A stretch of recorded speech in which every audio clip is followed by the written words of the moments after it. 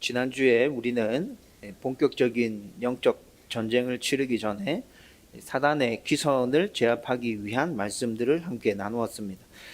가나안 본토에 살고 있는 원주민들은 요단강 동쪽 편에 미디안 족속들과 그리고 아모리 족속의 왕 옥과 시온이 이스라엘 백성들 가운데 어떻게 패배했음을 이미 소문으로 듣고 있었죠. 그리고 이 소문만 들었던 것이 아니라 우기 때 범람에서 모든 것들을 집어삼킬 듯이 흐르고 있는 그 요단강을 어떻게 이들이 무사히 건넜는지에 대한 이야기도 다 듣고 있었습니다.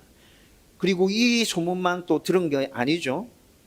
출애굽할 때 열 재앙과 그리고 출애굽한 이후 그리고 광야 40년 동안 하나님께서 그들에게 베풀어 주셨던 모든 은혜와 또 그들 가운데 행하셨던 기적들을 이들은 다 소문으로 듣고 있었어요. 이 모든 이야기들을 들은 가나안 본토에 살고 있는 원주민들은 기세가 완전히 꺾였습니다. 이스라엘에게 기선 제압을 당한 것이죠. 여러분, 왜 기세가 이렇게 푹 꺾였죠, 이들이? 그 이유는 바로 하나님이 이스라엘 백성들과 함께 하고 있음을 분명히 보았기 때문에 그렇습니다. 여러분, 가나안 원주민들에게 있어서 이스라엘 백성들은 두려움의 대상이 맞습니까? 이스라엘 백성들만 딱 놓고 보면 그들은 가나안인들에게 두려움의 대상이 전혀 아닙니다.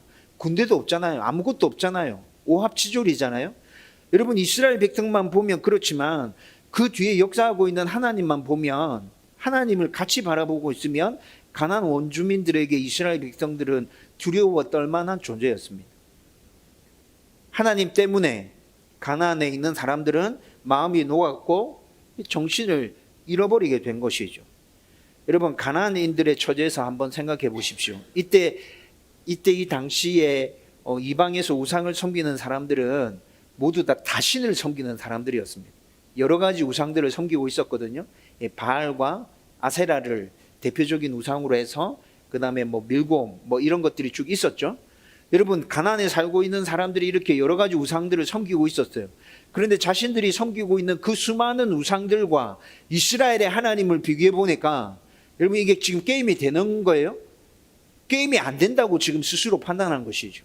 우리가 섬기고 있는 바알보다, 아세라보다, 밀곰과 등등등등 기타 여러 신들보다 하나님은 더 뛰어나고 이스라엘의 하나님이 훨씬 더 뛰어나구나. 이거 전쟁 붙어보면 이거 붙어보나 마나 한 게임이야. 저 이스라엘의 하나님이 우리 땅에서 우리가 섬기고 있는 모든 신들을 다 집어삼킬 거고 우리조차도 다 집어삼켜서 이 땅을 통째로 이스라엘 백성들한테 넘겨줄 거야. 여러분, 지금 가나안인들에게는 이 생각이 지금 팽배해서 그들을 짓누르고 있다는 것이죠. 여러분, 완전히 기선 제압 당한 것입니다. 여러분, 지난주 이 말씀을 나누면서 우리도 이 세상에서 지금 물리적인 전쟁은 아니지만 영적인 전쟁을 펼쳐가고 있다 말씀드렸죠. 사단과 지금 영적인 전쟁을 펼쳐가고 있습니다. 여러분, 그 영적 전쟁 가운데서 우리는 반드시 사단의 기선을 제압해야 합니다. 어떻게 제압할 수 있습니까? 우리도 역시 마찬가지로 하나님이 우리와 함께 하고 있다는 것을 보여줌으로 사단의 기선을 제압할 수 있다고요. 여러분, 우리보다 사단이 하나님에 대해서 훨씬 더 잘 알고 있습니다. 영적인 존재이기에 그렇죠? 하나님에 대해서 사단이 훨씬 더 잘 알고 있어요. 우리와 함께 하고 계시는 하나님을 우리 삶 가운데서 늘 보여준다면 사단은 겁먹고 떨 수밖에 없어요. 우리와의 영적인 전쟁 가운데서 기선 제압을 당할 수밖에 없다고요. 여러분, 그러면 구체적으로 하나님이 우리와 함께 하고 있다는 것 어떻게 보여줄 수 있다 그랬죠? 예배와 여러분들의 매일의 경건 생활을 통해서 하나님이 나와 함께 계신다는 것을 우리는 사단에게 얼마든지 보여줄 수 있습니다. 여러분, 오늘 이 예배 가운데도 하나님이 우리 가운데 임재하신 줄로 믿습니다. 여러분, 우리는 지금 그 하나님을 예배하고 있는 것이잖아요. 여러분, 그 하나님을 예배하고 그 하나님과의 교제 가운데서 우리는 변화되어지고 새로워지고 치유와 회복과 성장과 성숙의 역사가 일어나게 될 것입니다. 여러분, 그 하나님을 오늘 지금 저와 여러분들이 만나고 있는 것이죠. 사단이 보고 있을 거예요. 아, 지금 이 사람들이, 얘들이 하나님 만나고 있구나. 와, 얘들 자꾸 하나님 만나면 안 되는데? 지금 사단이 분명히 이 생각하고 있다고요.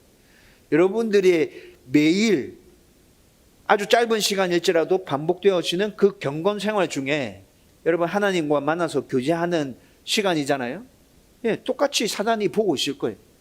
얘들이 이렇게 매일 하나님 만나면 안 되는데 얘들 진짜 왜 이러는 거야? 여러분 그런 생각하고 있을 거라고요. 우리의 예배와 우리의 경건 생활이 그렇게 매일매일 반복되어질 때 아주 자연스럽게 사단의 기세는 꺾여지게 될 것입니다. 우리의 기세는 점점 올라가게 되겠죠.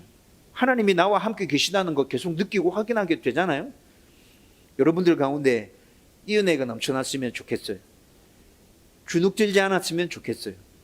어떤 싸움이 눈앞에 펼쳐진다 하더라도 지금 한순간 밀린다 할지라도 나는 이 싸움에서 절대 지지 않는다. 하나님 나와 함께 하신다. 여러분 그 담대한 마음 가지고 끝까지 여러분들이 행해야 될 그 영적인 싸움들을 승리로 행할 수 있기를 주님의 이름으로 축원드립니다. 여러분 오늘은 요단강을 이렇게 건넜어요. 그리고 건너고 난 다음에 이스라엘 백성들이 요단강을 건너고 난 다음에 첫 번째 일을 행하는데 그 첫 번째 행한 일이 무엇인지를 살펴보면서 오늘 우리에게 주시는 교훈을 한번 찾아보려고 합니다.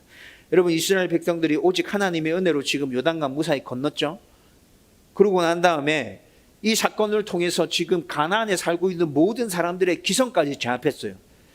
가나안에 살고 있는 사람들이 마음이 녹았어요. 정신을 잃었어요. 여리고 성을 굳게 닫고 문을 걸어 잠그고 그 안에서 지금 벌벌 떨고 있단 말이에요. 여러분 지금 상황이 이렇게 펼쳐지면 요단강을 건너고 난 다음에 그 다음에 곧바로 행해야 될 행동은 뭐죠? 바로 치고 여리고로 가야죠. 여러분 병법에 나오는 순리대로 따른다면 이렇게 가야 맞는 거 아닌가요? 적군의 기세가 완전히 꺾였어요. 지금 싸워볼 생각도 못하고 있어요. 문만 걸어 잠그고 안에서 벌벌 떨고 있단 말이에요. 여러분 이런 상황이면 요단강 건너고 난 다음에 바로 여리고로 치고 올라가서 전쟁 붙어야죠. 여러분 사람이 생각하는 병법에 따르면 이것이 순리고 이치입니다. 이렇게 해야 전쟁에서 이길 수 있습니다. 여러분 그런데 오늘 우리가 말씀에서 읽은 건 여리고로 바로 치고 가는 게 아닙니다. 여러분 물론 여리고는 어떤 성인지에 대해서 우리가 이미 말씀을 나누었죠. 여리고 성은 아주 견고한 성이었어요. 이때 이 당시에 이스라엘 백성들로는 그 성을 도저히 무너뜨릴 수 없고 넘을 수 없는 그만큼 아주 견고하게 지어져 있는 성이 바로 여리고 성이었단 말이에요. 그렇지만 지금까지 이스라엘 백성들 누구의 은혜로 여기까지 왔죠? 하나님의 은혜로 여기까지 왔잖아요. 요단강 동편을 정복한 것도 하나님의 은혜였고 요단강을 건넌 것도 하나님의 은혜였고 지금 이스라엘 백성들 가운데 하나님이 함께 하기에 가나안 원주민들이 그 모습을 보고 지금 벌벌 떨고 있는 거잖아요. 여러분 하나님이 함께 하시기에 견고한 난공불락의 여리고 성이지만 치고 올라가면 문을 뚫을 수 있을 거예요. 그런데 하나님은 지금 여리고로 바로 향해라고 말씀하고 있지 않습니다. 여러분 사람의 생각으로는 도저히 받아들일 수 없는 어떤 일을 지금 명령하고 계세요. 여러분 오늘 우리가 2절 말씀에서 읽었는데 하나님께서 명하시는 건 뭐죠? 할례를 행하라는 것입니다. 여러분 이 상황에서 지금 할례를 행하라 이해가 되십니까? 받아들여지나요? 여러분들이 지금 이때 이 당시에 여리고를 눈앞에 두고 있는 상황이었다면 하나님께서 여러분들에게 이 명령을 내리신다면 받아들이실 건가요? 꼭 할례를 행해야 했다면 언제 해야 됐을까요? 꼭 할례를 행해야 됐다면 언제 해야 됐을까요? 요단강을 건너기 전에 할례를 했어야 되잖아요. 여러분 지금 그런데 요단강을 건넜어요. 지척에 지금 여리고성을 눈앞에 두고 있다고요. 대치하고 있는 상황이에요. 만약에 여리고성에 있는 사람들이 성의 문을 열고 치고 나온다면 지금 바로 전쟁 벌여야 되는 상황이라고요. 그런데 이런 상황인데 하나님께서 이스라엘 백성들에게 할례를 행하라고 말씀하고 있습니다. 여러분 할례가 뭐죠? 지금으로 얘기하면 어떤 거예요? 남자들이 하는 폭행수술 얘기하는 거예요. 남자 성기의 끝자락 표피를 잘라내는 걸 할례, 이때 이 당시에 할례라고 얘기하는 거예요. 여러분 생사를 잘라내는 거죠. 그렇게 잘라내고 난 다음에 여러분 정상적인 생활을 그래도 어느 정도 해내기 위해서는 한 일주일 정도의 시간이 필요합니다. 잘라내고 난 다음에 그날 당장 걸을 수 있죠. 움직일 수 있죠. 근데 굉장히 아프고 불편합니다. 엄청 힘들어요. 일주일 정도 지나야 비로소 그래도 어느 정도 정상적인 생활을 할 수 있고, 상처가 완전히 아물고 난 다음에야 비로소 예전처럼 모든 활동들을 할 수 있는 것이죠. 한 2주 정도 걸립니다. 완전하게 생활들을 예전처럼 이어가려고 하면 한 2주가 지나야 움직일 수 있다는 거예요. 여러분, 그런데 이런 상황에서 지금 적들을 바로 눈앞에 대체하고 있는 상황에서 할례를 행하라고 얘기하고 있는 거예요. 여러분, 이스라엘 백성들 입장에서는 굉장히 받아들이기 어려웠을 거예요. 받아들이기 어려웠을 정도가 아니라 진짜 정신 나간 명령이었을 거예요. 사람들이 받아들이기에는 하나님이 진짜 정신이 어떻게 됐나? 그때 그 당시 사람들에게는 이렇게 들려올 정도의 명령이었다고요. 여러분, 왜 그렇죠? 여러분, 이런 모습과 관련해서 직접 우리의 눈으로 보여주는 사건이 있었어요. 창세기 34장 읽어보면 여러분, 야곱의 가정이 삼촌 집에 있다가 가나안으로 이주해서 오죠. 야곱이 이렇게 이주해서 옵니다. 그때 이주해 왔을 때 히위 족속의 세겜이 야곱의 딸 디나를 보고 너무 예쁘고 그래서 강간하는 사건이 일어나죠. 창세기 34장에 보면 이 사건이 기록되어져 있습니다. 그때 세겜이 야곱의 딸 디나를 강간하고 난 다음에 너무 사랑해서 정식으로 결혼하고 싶은 마음이 생겨나서 야곱과 그의 아들들에게 계속 요청합니다. 결혼시켜 주세요. 제가 결혼하기 전에 이렇게 한 건 잘못한 일이에요. 미안합니다. 그런데 제가 진짜 당신의 그 딸을 사랑합니다. 나와 결혼시켜 주세요. 세겜이 계속 이렇게 요청하죠. 여러분, 이때 야곱 쪽에서 히위 족속의 모든 남자들이 할례를 받으면 결혼을 허락해 주겠다 조건을 붙이죠. 그런데 이 조건을 히위 족속 사람들이 덥석 받아요. 알았다, 우리 모두 다 할례 받겠다 해서 히위 족속 모든 남자들이 할례를 받습니다. 그리고 창세기 34장 말씀을 읽어보면 그들이 할례 받고 난 다음에 3일이 지나서 여전히 고통 중에 있을 때 어떻게 해요? 디나의 친오빠 시므온과 레위 딸랑 2명이 칼을 들고 와서 히위 족속의 모든 남자를 다 죽입니다. 2명이 히위 족속의 모든 남자를 다 죽여요. 여러분, 이때 이 당시는 부족국가죠. 부족국가예요. 히위 족속 이러면 한 부족국가를 얘기하는 겁니다. 적어도 건장한 남성들이 몇십 명은 되었을 거예요. 진짜 작은 부족이었다 하면 몇십 명, 좀 컸다 하면 몇백 명 정도 됐겠죠. 그런 상대를 지금 단 2명이 상대해서 다 죽이는 거예요. 시므온과 레위가 이렇게 히위 족속의 모든 남자를 다 죽이고 난 다음에 야곱의 나머지 아들들이 그 히위 족속 성에 들어가서 약탈합니다. 여러분, 어떻게 단 2명이 히위 족속의 모든 남자를 다 죽일 수 있었죠? 할례 받고 난 다음에 며칠 안 지나면 움직일 수가 없다니까요. 적군이 이렇게 쳐들어오면 무방비 상태예요. 그냥 죽을 수밖에 없어요. 어떻게 할 수 있는 힘이 없단 말이에요. 여러분, 34장 전체를 읽어보면, 창세기 34장의 이야기 전체를 읽어보면 야곱의 아들들은 이렇게 할 것이라는 것을 어느 정도 염두에 두고 그들에게 할례를 제안한 것 같아요. 할례를 받고 난 다음에는 니네들이 힘을 못 쓸 거니까 그때 우리가 너희들을 작살낼 거야. 여러분, 이런 작정을 하고 지금 그런 생각들을 숨겨놓고 할례를 제안한 것 같다고요. 여러분, 분명히 이런 역사가 있었는데 하나님이 지금 그들에게 적과 대치하고 있는 상황에서 할례를 행하라고 지금 명하고 있잖아요. 여러분, 하나님의 생각과 사람의 생각은 분명히 다른 것이 맞습니다. 분명히 다른 게 맞죠. 그런데 만약에 여러분들에게 이런 명령이 주어졌다면 여러분들은 어떻게 반응하실 겁니까? 왜 하나님이 지금 이 상황에서 이런 명령을 내리고 계시는 걸까요? 지금 굉장히 궁금하고, 나라면 이 명령 도저히 순종 못할 것 같은데? 라는 생각이 들죠. 지금부터 이 질문에 답을 나누려고 하는데 여러분들에게 분명한 교훈이 오늘 이 시간에 새겨지기를 주님의 이름으로 축원드립니다. 먼저 첫 번째로 하나님은 이스라엘의 정체성을 분명히 하기 위해서 할례를 명하셨습니다. 여러분, 여기서 정체성이라는 이 단어는 우리가 굉장히 자주 사용하는 단어인데, 변하지 않는 자기 존재의 본질을 깨닫는 것, 그걸 정체성이랍니다. 여러분들 각각 변하지 않는 여러분 존재의 본질이 있어요. 여러분, 그걸 정체성이라 한다고요. 이 정체성은 다 다를 수 있습니다. 쉽게 얘기하면 나는 누구인가? 라는 이 질문에 대한 여러분들이 가지고 있는 답입니다. 여러분들 나는 누구인가에 대해서 깊이 생각해 보셨습니까? 나는 누구지? 나는 왜 이 세상에 살지?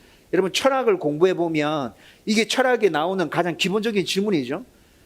여러분, 이런 질문에 분명한 답이 있어야 우리는 이 세상의 삶을 의미 있게 살아갈 수 있습니다. 여러분, 그것이 정체성과 관련된 것인데, 그런데 성경을 쭉 읽어보면 이스라엘의 조상인 아브라함, 여러분, 아브라함을 하나님께서 부르시죠. 아브라함을 하나님께서 부르십니다. 그리고 그 아브라함에게 정체성을 하나님께서 부여해 주십니다. 여러분, 아브라함이 가지고 있었던 정체성은 아브라함 스스로가 생각해서 찾아낸 정체성이 아니라 하나님이 그에게 부여해 주신 정체성이었어요. 창세기 12장을 읽어보면 하나님이 아브라함을 부르시죠. 그리고 부르시고 난 다음에 그와 약속을 맺습니다. 어떤 약속 주시죠? 내가 너로 큰 민족을 이루게 하겠다. 이건 후손과 관련된 것이죠. 그리고 너가 어느 땅을 차지해서 거기서 살게 할 것이다. 땅에 대한 약속도 주시고, 그 다음에 너가 이룬 그 큰 민족이 다른 열방에 있는 모든 사람들에게 축복의 통로가 될 거야. 하나님께서 아브라함과 이 약속을 맺으십니다. 그런데 이 약속은 한 번 맺고 끝나는 게 아니에요. 창세기 12장 2절과 3절 말씀에 보면 이 약속이 분명히 등장하거든요. 그 다음에 13장에 넘어가면 하나님께서 아브라함에게 나타나셔서 또 말씀하십니다. 13장 14절에서 17절 말씀 읽어보면 하나님께서 똑같이 말씀하세요. 자손들에 대한 약속도 하시고 땅에 대한 약속도 하시고 축복의 통로가 될 것이라는 약속도 하십니다. 15장에 넘어가면 또 나타납니다. 15장 17절에서 21절 말씀 읽어보면 하나님이 아브라함에게 또 찾아오셔서 또 똑같은 얘기 또 하십니다. 17장에 넘어가면 또 나옵니다. 17장 1절에서 8절까지 하나님께서 또 아브라함에게 또 얘기해 주세요. 여러분, 무려 4차례나 이렇게 하나님께서 똑같은 약속을 계속 반복적으로 말씀해 주시고 난 다음에 17장 9절 말씀부터 읽어보면 하나님께서 아브라함에게 할례를 행하라고 명합니다. 이 할례가 하나님과 아브라함이 맺은 그 언약의 표시입니다. 하나님과 내가 언약을 맺었어. 이 표가 할례라고요. 아브라함이 하나님과 계약을 맺었다는 표가 바로 할례인데, 그러면 하나님과 아브라함이 맺은 계약의 내용은 뭡니까? 계약의 내용이 있어야겠죠. 계약의 내용이 없이 그냥 계약을 맺은 건 아무런 의미가 없는 거잖아요. 계약의 내용은 뭐예요? 제가 계속 말씀드렸잖아요. 하나님은 그에게 자손을 허락해 주실 것이다. 땅을 허락해 주실 것이다. 그리고 아브라함의 후손들이 열방의 축복의 통로가 되게 할 거야. 여러분, 이것이 하나님께서 아브라함에게 하신 약속이고, 그 다음에 하나님께서 이렇게 약속하셨으니까 아브라함 편에서 또 하나님께 어떻게 해야 되죠? 하나님의 말씀에 순종하고 하나님을 섬겨야 한다. 여러분, 이것이 계약의 내용이에요. 나는 너에게 이렇게 축복해 줄 거고 너는 나를 섬겨야 돼. 이것이 계약의 내용이라는 것이죠. 여러분, 이렇게 계약을 맺었다는 표가 바로 뭐라고요? 할례라고요. 할례. 하나님께서 그래서 아브라함에게 할례를 행하라고 얘기한 거예요. 따라서 아브라함의 정체성은, 할례를 받은 아브라함의 정체성은 하나님과 계약을 맺은 그분의 백성. 아브라함이 누구입니까? 아브라함이 자기 자신에게 묻습니다. 나는 누구지? 그 답이 뭐라고요? 하나님과 계약을 맺은 하나님의 백성. 나는 하나님의 백성이야. 나는 하나님과 계약 맺었어. 그 표가 어떻게 확인돼요? 눈으로? 할례로 확인되어진다고요. 따라서 여러분, 하나님은 당신의 백성들이 이 정체성을 가지고 있는 걸 굉장히 중요하게 생각하세요. 아브라함에게만 이 정체성을 하나님께서 요구하시는 걸까요? 아브라함의 후손으로 태어나는 모든 사람들에게 하나님은 똑같이 이 정체성을 요구하세요. 내가 아브라함과 약속을 맺었지만 그건 아브라함 한 사람과 맺은 언약이 아니야.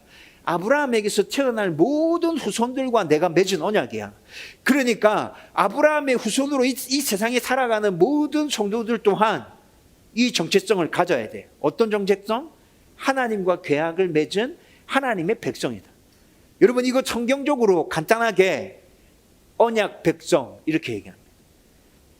여러분, 성도의 정체성은 언약 백성이에요. 여러분 누구입니까? 나는 언약의 백성입니다. 언약 백성입니다. 여러분, 이것이 여러분들이 가지고 있는 믿음의 고백과 함께 여러분의 정체성으로 고백되어져야 된다고요. 그래서 이스라엘의 모든 남자는 태어나서 8일째 되는 날 할례를 받으라고 하나님께서 율법으로 아예 제정해서 명령하십니다. 창세기 17장에 그렇게 말씀하고 계시고요. 출애굽기 12장을 봐도 하나님께서 똑같이 명령하세요. 아브라함의 후손으로 태어나는 모든 사람들은 태어나서 8일 만에 할례를 받아. 이 할례가 무슨 표라고요?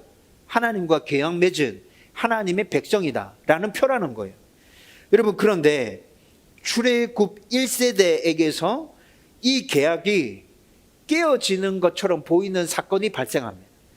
여러분, 실제로는 하나님과 하나님의 언약의 백성들이 맺은 이 계약은 절대로 깨어지지 않습니다. 사람 편에서 이 계약을 자주자주 못 지키죠. 그렇지만 하나님 편에서 이 계약을 꼭 붙들고 있습니다. 그래서 이 계약은 깨어지지 않고 항상 유효하게 하나님의 백성들 가운데 실현되어지고 있거든요. 그런데 출애굽 1세대의 모습에서 이 계약이 깨어지는 듯한 모습이 눈에 확인된다고요. 그게 가데스 바네아에서 있었던 불순종의 사건입니다. 여러분, 가데스 바네아에서 가나안 땅을 정탐하잖아요. 그런데 정탐꾼들이 와서 호평하죠. 그래서 결국에는 곧바로 가나안 땅에 들어가지 못하고 40년 동안 광야를 떠돌면서 출애굽 1세대들이 광야에서 다 죽는 그 사건이 발생합니다. 여러분, 이 사건이 이렇게 해서 일어나게 되었는데 여러분 한번 잘 생각해 보십시오. 창세기 12장부터 하나님께서 아브라함에게 하셨던 그 언약, 그리고 가데스 바네아에서 그 사건이 일어나기 전까지 하나님께서 이 언약을 어떻게 이루어 오셨는지에 대해서 여러분 성경의 지식들을 종합해서 잘 생각해 보십시오. 세월이 오래 걸리기는 했지만 하나님 편에서 지켜야 될 약속은 진짜 신실하게 하나님께서 지키셨습니다. 여러분, 아브라함의 후손들이 큰 민족을 이루었죠. 여러분, 출애굽할 당시에 이스라엘 백성들이 200만 명 정도에 가까웠다고요. 그 숫자가. 아브라함 한 사람에게 약속을 주셨는데 700년, 800년의 세월이 흐르는 동안 200만 명이라는 엄청난 큰 민족이 탄생하게 됐잖아요. 그리고 이 민족을 이끌고 하나님께서 지금 어디까지 오신 거예요? 가나안 땅까지 오셨죠. 가데스 바네아까지 이끌고 오셨어요. 그리고 가나안 땅을 너희들에게 줄 거니까 들어가라고 말씀하십니다. 여러분, 하나님 편에서는 하나님이 약속하신 모든 약속들 신실하게 잘 지키셨다고요. 그런데 이스라엘이 어떻게 반응하죠? 가데스 바네아에서 아니요, 하나님 못 들어갑니다. 하나님 지금 무슨 말씀하고 계시는 거예요? 저기에 살고 있는 사람들은 아낙 자손인데요, 거인인데요, 우리는 무기도 없는데요, 우리가 저기 들어갔다가는 다 죽을 것 같은데요, 하나님 지금 이상한 얘기를 하고 계시네. 여러분, 그들이 거부하죠. 여러분, 하나님께서는 모든 약속을 다 지키셨는데 이스라엘 백성들이 행해야 되는 순종과 하나님만을 섬겨야 되는 그 언약에 있어서는 이들이 그걸 지키지 못했단 말이에요. 거부했단 말이에요. 하나님을 배반했어요. 여러분, 하나님의 말씀에 순종해서 분명히 이스라엘 백성들이 그때 그 당시에 가나안 땅에 들어갔다면 그들은 그곳에서 하나님의 은혜와 복을 받으면서 살았을 것이고 열방의 축복의 통로가 되었을 거예요. 그렇죠? 근데 그들이 그것을 거부했어요. 그래서 이 사건으로 말미암아서 광야 40년의 세월이 이들 가운데 벌로 덧붙여진 거죠. 여러분, 출애굽 1세들이 광야 40년을 떠돌아다니면서 광야에서 다 죽게 됩니다. 여러분, 그런데 광야에서 떠돌아다니면서 죽는 이 출애굽 1세들에게는 하나님과 언약을 맺었다는 표가 있습니다. 그렇죠? 할례 받은 표가 몸에 있어요. 그런데 하나님과의 언약을, 계약을 지켰어요? 안 지켰어요? 안 지켰어요. 그래서 죽어나가는 거예요. 여러분, 그런데 그렇게 40년이 지나고 난 다음에 그들의 대를 이어서 광야 40년 세월 동안 광야에서 태어난 출애굽 2세대들이 지금 이제 곧 가나안 땅에 들어가는 상황이 우리 눈앞에 지금 펼쳐지고 있는 거죠. 오늘 우리가 읽었던 말씀 가운데 이 상황이 지금 펼쳐지고 있다는 거예요. 여러분, 출애굽 2세대들은 아브라함의 후손이죠. 언약을 받은 아브라함의 후손이 맞아요. 그래서 하나님과의 계약을 맺은 그분의 언약 백성이 분명히 맞아요. 그런데 출애굽 2세대들 가운데는 이 언약을 맺었다는 표징이 있어요? 없어요? 없어요. 표징이 없어요. 그래서 하나님께서 지금 요단강을 건너고 난 다음에 이들에게 명령하시는 겁니다. 너희들 분명히 나와 언약을 맺은 언약 백성 맞는데 너희들에게는 그 표징이 없잖아. 그러니까 너희들 지금 나와 언약을 맺은 언약 백성이라는 표를 몸에 새겨. 여러분, 그래서 하나님께서 이 명령을 하시는 거라고. 하나님은 당신의 백성들이 스스로 자기 자신에 대해서 어떻게 고백하는지에 대해서 굉장히 중요하게 생각했어요. 나는 하나님과 언약을 맺은 언약 백성이다. 나는 하나님의 다스림과 통치를 받고 있다.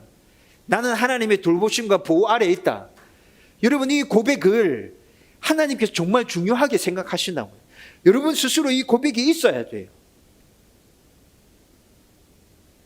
정리해보면 하나님은 당신의 백성들이 분명하게 가지고 있어야 될 그 정체성을 굉장히 중요하게 생각하고 계시는 거고, 그 정체성이 바로 나는 당신과 언약을 맺은 당신의 백성입니다 라는 이 정체성이 분명히 있어야 된다는 것이죠. 이것을 줄여서 제가 언약 백성이라 한다 말씀드렸죠. 여러분, 이 정체성이 분명해야 어느 곳에 서든지 하나님의 언약 백성답게 우리는 살아가게 될 것입니다.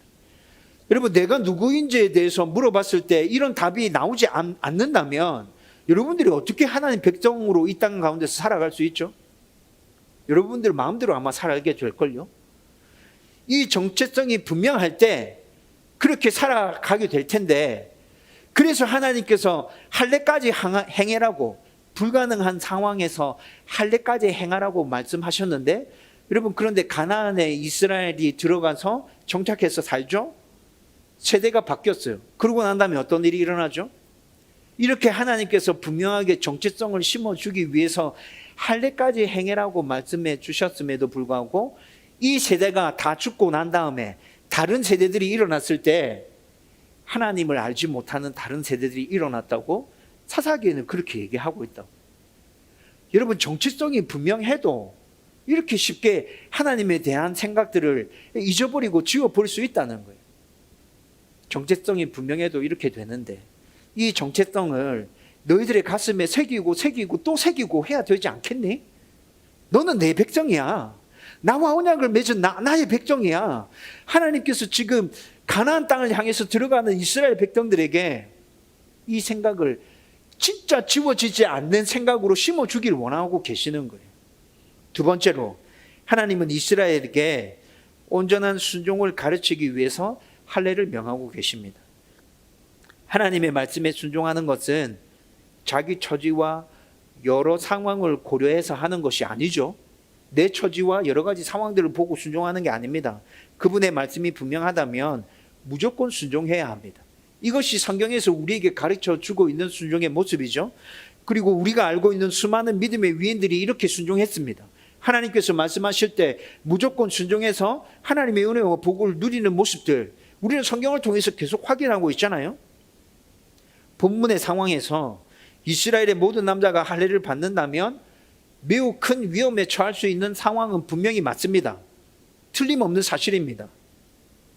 1절에서 우리가 지난주에 살펴봤던 1절에서 가나안 모든 사람들이 마음이 녹았고 정신을 잃고 두려움에 떨고 있지만, 여러분, 그렇지만 그렇다고 해서 경계를 늦출 수 있습니까?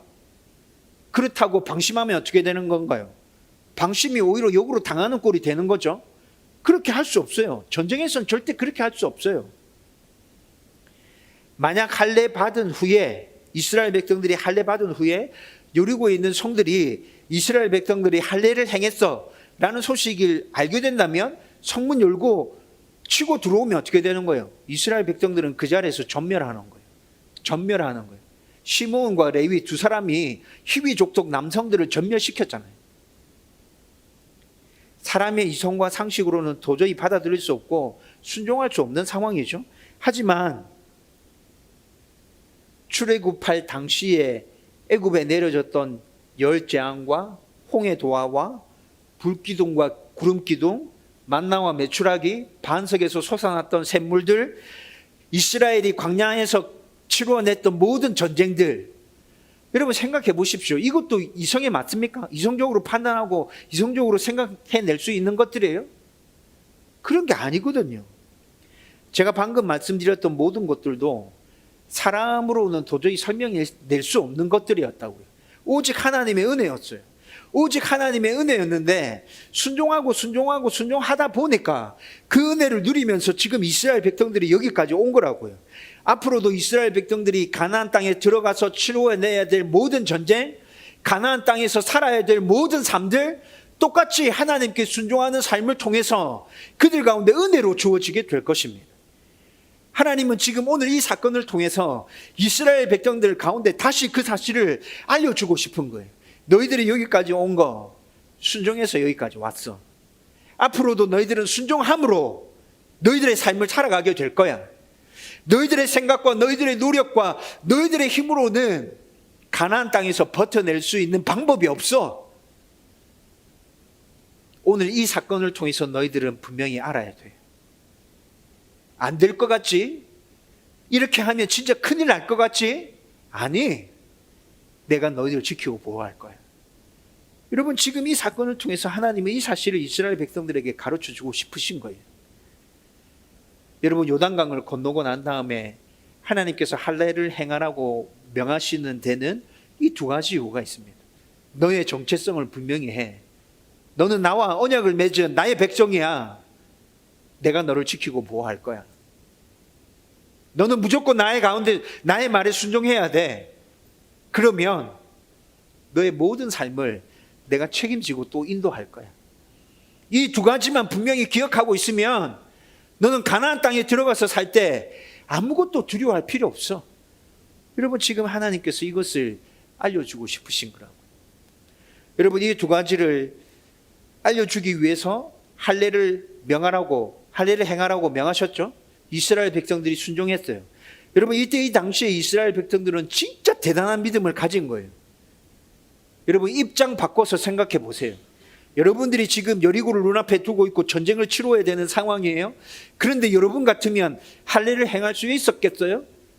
이거 진짜 대단한 믿음이에요. 근데 이스라엘 백성들이 순종했어요. 아무리 사람의 생각으로 머리를 굴려봐도 답이 나오지 않아. 합리적이지 않아. 이성적이지 않아. 납득되지 않아. 근데 하나님이 말씀하셨기에 순종했어요. 9절 말씀에 하나님께서 이들에게 은혜를 베푸십니다. 이스라엘 백성들이 할례를 행하고 난 후에 아파서 진중에 머물고 있습니다. 진중에 머물고 있을 때 하나님께서 선포하십니다. 9절에 뭐라고 선포하시죠? 애굽의 수치가 굴러갔다. 애굽의 수치가 굴러갔어. 여러분, 할례 받고 아파하고 진중에 머물러 있는데 하나님께서 이 선포를 하십니다. 애굽의 수치가 굴러갔다는 말이 무슨 말이죠?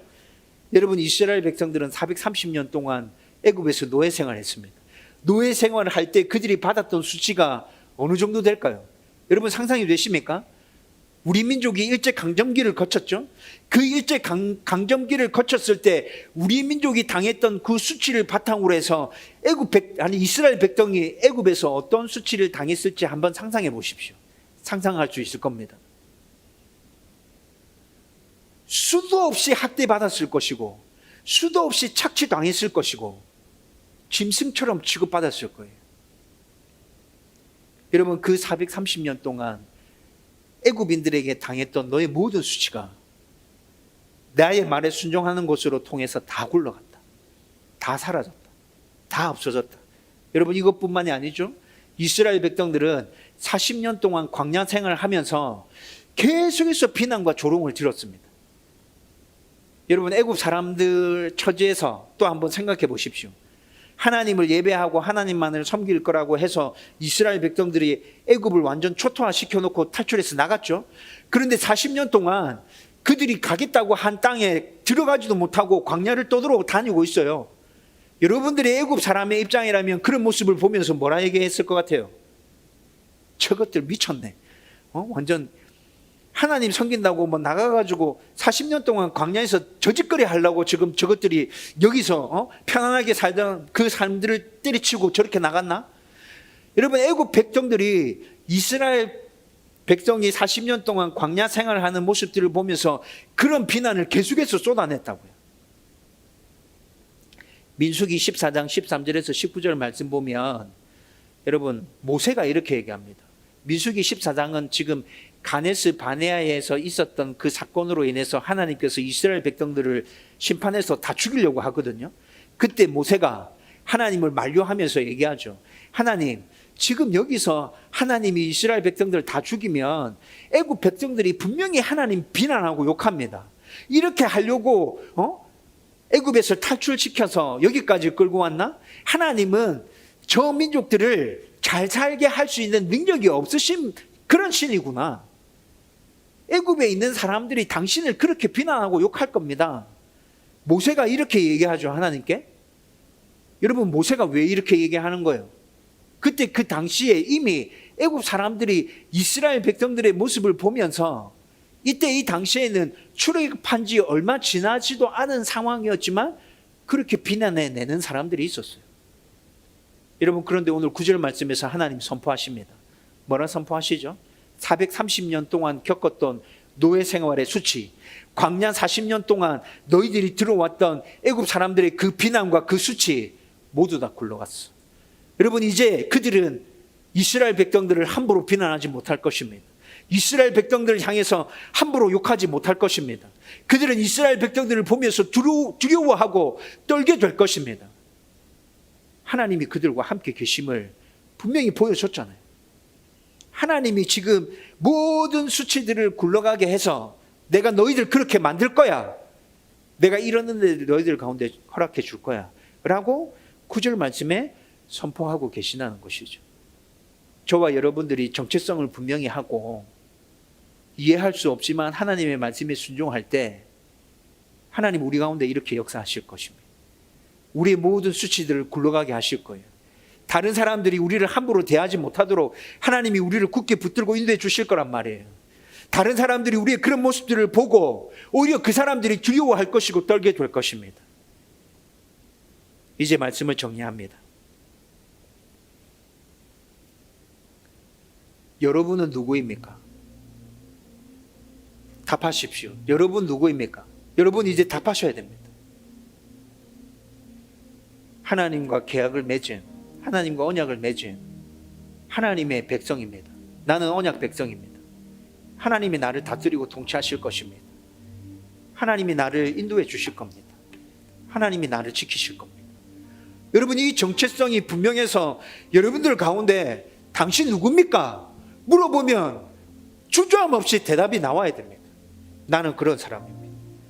이때까지 여러분들의 정체성에 대해서 고민해 본 적 없습니까?